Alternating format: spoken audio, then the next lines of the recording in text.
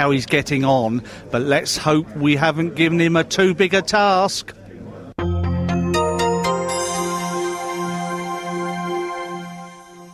Well, look who I found. It's Rick Gardner himself. Hello, Rick. How you doing? All right? Nice, mate. Fine. We've set up a little simulation here, and we're asking people just to drag leads across 3 different types of material.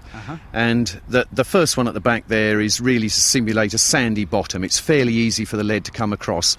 Then it runs into what is actually sand, but we're using it to simulate silt.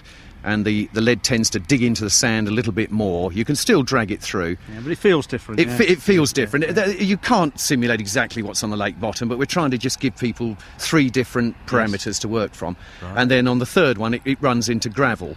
And the real idea, we're trying nylon at the moment. Yes. But if you try nylon and you can get a feel for dragging the lead through, try braid. The real idea is to show the difference between braid and nylon. Right, now now another idea obviously is to let people feel the difference, I guess, with the responsiveness of the 2 materials, because, I mean, tell us, the background to it. Obviously mono stretches, we know that, but it does have an effect when you're trying then braid. There must be a world of difference between the 2. There is, and anyone who's tried it, and it's been very interesting today, there hasn't been a single person, they've been trying this out all day long, who hasn't noticed the difference. Right. And I mean, we're talking about young, inexperienced anglers, their girlfriends, everyone. Yeah. So, it's been very pleasing to see everyone, agree that basically braid will show you, which it darn well ought to, because it's a much stiffer material. Yes. Now, what you're lacking with the nylon is that it'll drag the lead along. As soon as it gets any sort of resistance, the lead will sit there for a second whilst the nylon takes up a bit of stretch, just like a elastic band. As soon as you've got enough stretch, it'll bounce the lead. Yes. Now, that's the tendency, that's what happens with nylon. You don't want the thing bouncing across the bottom like Zebedee. You're simply not, you're not, contacting the bottom and feeling it as you should be.